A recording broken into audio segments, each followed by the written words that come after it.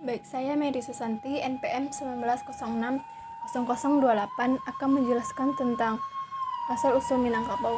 Menurut cerita rakyat Minang, Minangkabau berasal dari kata Minang yang berarti menang, kerbau berarti kerbau. Pada dahulu kala, ada pendatang yang menantang pemimpin kerajaan Minang untuk adu kerbau.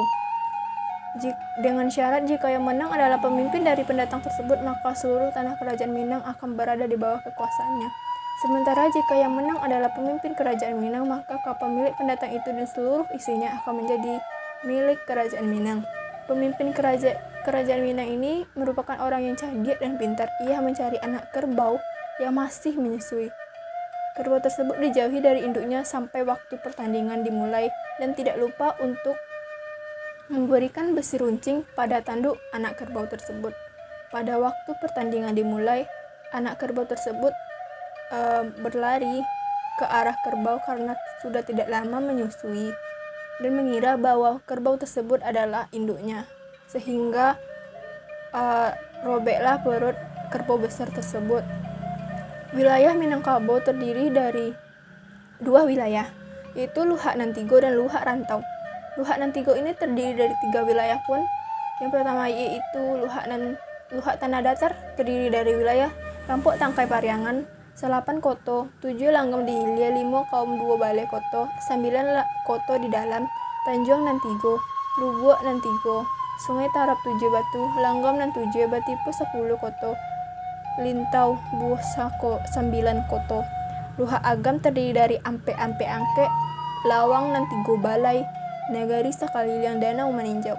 Luhak 50 Koto terdiri dari Sandi, Luhak, Lareh, Rana, dan Hulu. Luhak Agam, maksudnya Luhak Rantau. Wilayahnya itu terdiri dari rantau nan kurang asuh 20, rantau pasisir panjang, rantau Luhak Agam, rantau Luhak 50 Koto, dan rantau nan 9.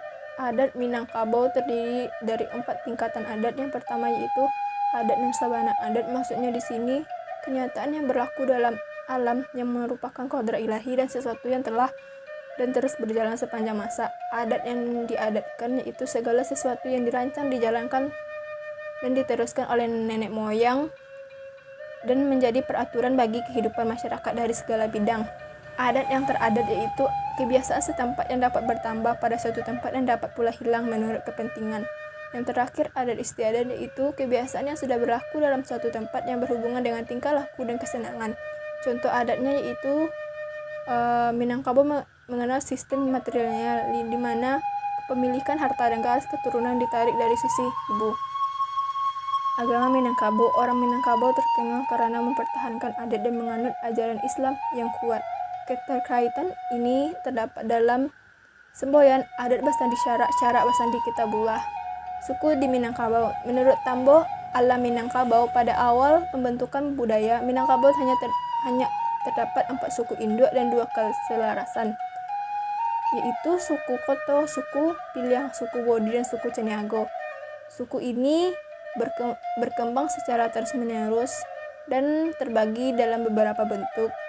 Sedangkan kelarasan yang dimaksud yaitu kelarasan Koto Piliang dan kelarasan Bodi Caniago. Kelarasan Bodi Caniago dikembangkan oleh Datuk Perpatinan Sabatang. Semboyannya yaitu membasuh dari bumi, pengambilan keputusan, mengutamakan kata mufakat, berdaulat pada rakyat. Pergantian gelar pusaka secara hidup bakarelaan, artinya penghulu bisa diganti jika sudah tidak mampu lagi melaksanakan tugasnya. Pewarisan gelar disebut gadang bagilian, artinya gelar penghulu boleh digilir pada kaum mereka walaupun bukan saparwi, asalkan melalui musyawarah adat. Kekuasaan penghulu sama di negari disebut dengan puncuk tagirai. Keselarasan Koto Piliang dikembangkan dan dipimpin oleh Datuk Katumanggungan, berpusat pada pimpinan pengambilan keputusan berpedoman pada kebijaksanaan dari atas. Pergantian gelar pusaka secara mati batungke budi, yaitu penghulu baru bisa diganti jika sudah meninggal. Pewarisan gelar disebut patah tumbuh hilang berganti, artinya gelar penghulu harus tetap di pihak mereka yang saparwi atau sekeluarga.